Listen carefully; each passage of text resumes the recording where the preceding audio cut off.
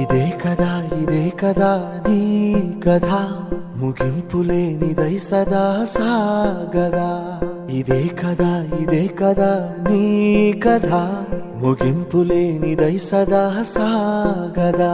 నీ కంటి మనస్సు నిండి పొంగిన ఓ నీటి బిందువే కదా నువ్వు వెతుకుతున్న సంపద.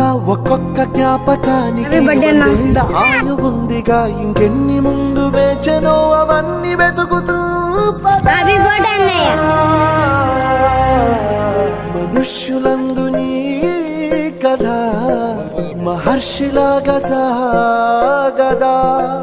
మనుష్యులందు నీ కథ మహర్షిలాగా సాగదా.